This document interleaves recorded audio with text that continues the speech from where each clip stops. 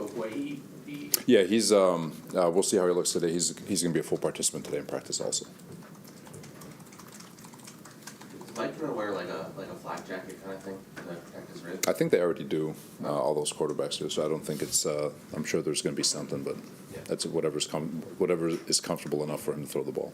There's been other times where other quarterbacks, sometimes when they're dealing with rib injuries, they'll add extra protection or different kinds of protection. I remember reading about that and hearing about that over the years. But do you guys plan on doing additional stuff for his sides to protect him? That's going to be more of a question for Mike and the doctors that he's working with.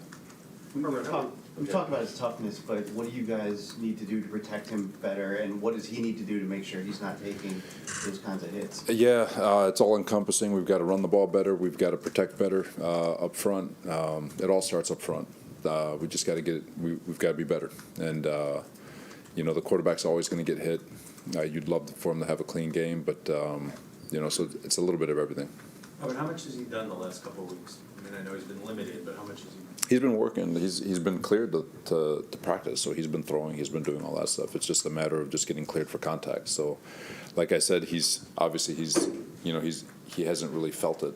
And again, more questions for him with regards to that. But as far as from a practice standpoint, he's always been cleared. He just hasn't been cleared for contact. Robert, your numbers from last year to this year defensively are, stark, obviously, in terms of improvement. But the last couple of weeks, obviously, you had a touchdown at the Detroit game and then the 96-yarder. How would you characterize what's going on defensively for you? Has there been some slippage the last couple of weeks? I don't know if I'd call it slippage. We've a lot of credit you want to give to Minnesota, Buffalo, Detroit, Jacksonville. They're four pretty high-powered offenses coming in hot, top 10 offenses. So anytime it's going to be a battle. And so I always look at it in terms of were we able to hold them under what their season averages would be? And so to hold Detroit, who had been scoring over 30 points a game, to 13 points, and Jacksonville to 19, it was 16. One of them was on they had pretty much a gimme field goal on a turnover, but Buffalo held them well below their season averages. And then I think Minnesota was probably the one where we gave up more points than we wanted to, but we were able to keep them at bay with regards to yards. All their yards came in that first half.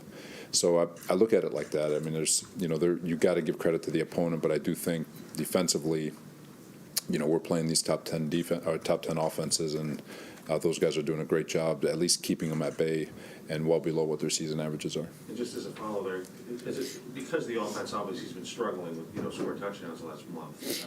Does that put more of a magnifying glass on that one drive that you give up, for example, the other night? Yeah, what I do think is awesome is that the standard of our defense has gotten so good that one drive, one touchdown can look.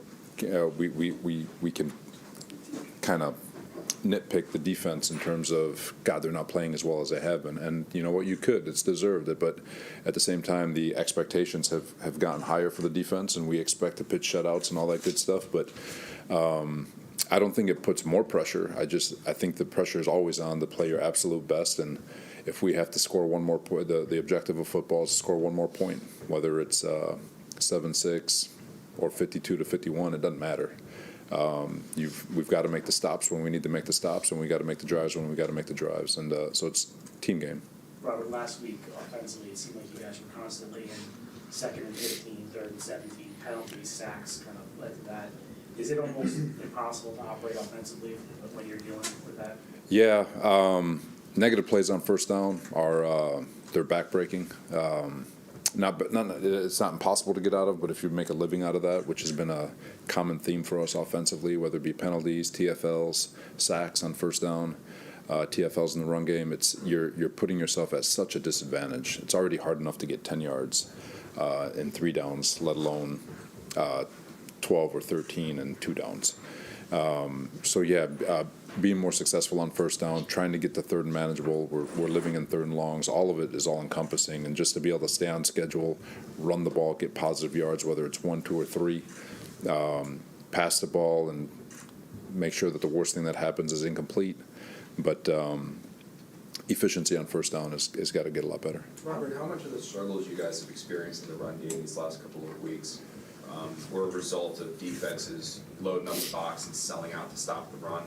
And as just a quick follow on that, do you think having Mike back in there, you could potentially have the pass game set up the run game now by attacking teams maybe earlier. For sure, teams are stacking the box and expecting us to, or daring us to throw it and beat them that way. And usually that comes with the weather. It's a lot harder to throw the football this time of year than it is earlier in the year. And you got to earn the right to back them off. And does Mike help that? We'll find out. But at the end of the day, we're in playoff type football, crappy weather. You've got to be able to run the football. Robert, how challenging has this been for you navigating this losing streak? It's been there's a lot of things that we've learned, and I'm always going to go silver lining. We've played 4 teams that are all in the thick of the playoff hunt. 2 teams playing for 1 seeds, 2 teams playing for that last playoff spot. So in my mind, we're getting such valuable experience with regards to playing playoff atmosphere football, and we're about to do it again in Seattle on the road. It hasn't gone the way we wanted to, but the learning about us as coaches, the learning about our players, the things that we've learned about our schemes, just all encompassing has been there's a lot to learn off of. Not all of it's been good, but so yeah, it's always tough. But through adversity is where you find out most about yourself and where you have the most growth, and that's kind of the way we're attacking it. Robert, how's Woody Johnson been during this 4-game losing streak? Woody? No, he's been good. He wants to win like all of us do, and so we're all trying to search for answers. Robert, the Seahawks obviously have Tariq Woolen, who's having a pretty special season as a rookie. You guys have Sauce.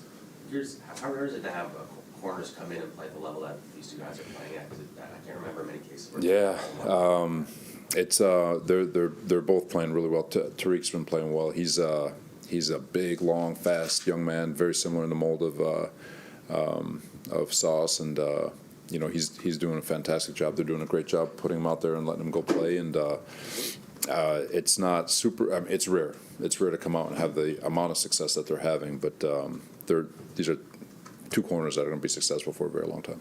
Robert, obviously, it's a big game, but is there any extra meaning for you going back to Seattle, first time as a head coach? I kind of, when I was D coordinator, we played them 4 years, so that's 8 games. I've kind of gotten used to it. Fun place to play, and always appreciative for Pete and all the things that he did for me and my family. But the nostalgia of it all is kind of worn off. How much did the Seattle experience, though, mold you as a coach? It's been just being with that coaching staff when I was there. You had obviously Pete, you had Gus Bradley, Dan Quinn, Ken Norton Jr., even Chris Richard and Rocky Seto, just very impactful people for me. So just it was I've said it before, for a young man, I was early 30s.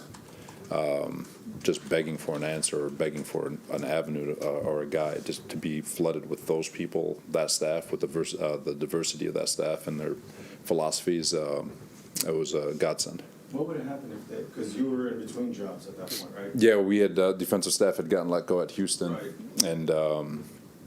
and Gus Bradley, the connections to Gus Bradley somehow got to me, and I was hired as a QC, and it was because I had a 3-month-old at the time, and my wife and I, and she's panicking, where's our next meal coming from? I didn't have a contract, and the good Lord came off the top ropes, sent me a blessing.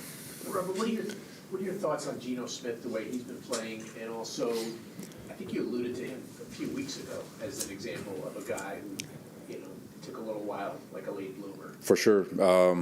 It's one, they've got tremendous talent around them. They got a lot of speed. K9 is a really, really good running back. Really good. He's got a lot of speed. Obviously, DK, Tyler Lockett's playing at a high level. Marquise Goodwin is Olympian speed. Noah Fant has got a lot of speed. They're really, really talented. And when you put in a veteran quarterback like him, you could see that he's grown so much with the ability to process, get the ball out of his hands. He can go off schedule. He looks very comfortable and confident back there. You could see that he's really taken off, and he's comfortable in his surroundings and playing at a very high level. Pete has such a unique style. He's not the old school coach, right? These two old guys tell stories about when he was here and playing basketball and stuff out there. How much of your coaching style came from just watching Pete and seeing like you didn't have to scream at players all the time? Yeah, you know what? In his Win Forever book, he talks about Rocky Seto, and when he was and not many people know Rocky. God bless him. He was at USC, and Rocky was just yelling at people because that's what a coach was supposed to be. And he sat Rocky down and was like, "Hey, you don't have to yell. You can be yourself." And so being with Pete and him challenging us to, and along with Gus Bradley, like just two philosophers, if you will, challenging us to figure out who we were as individuals and to be confident in your skin. It's one of the greatest learning lessons I got is that I could be a little bit of Pete, could be a little bit of Gus, Ken Norton Jr., Gary Kubiak, all the great coaches that I've been around, Kyle Shanahan, and I can try to mold myself into that. And everything will be great when we're winning. But as soon as adversity hits, my true character is going to reveal itself. And if I'm not truly connected to that person that hits an adversity, then there's going to be a disconnect that breaks trust. And to be in that building and to have the confidence that I can be myself and still be a good football coach, I don't have to project as something else, was a tremendous tool that he gave us all. All good? Thanks, everyone. All right, thanks, guys.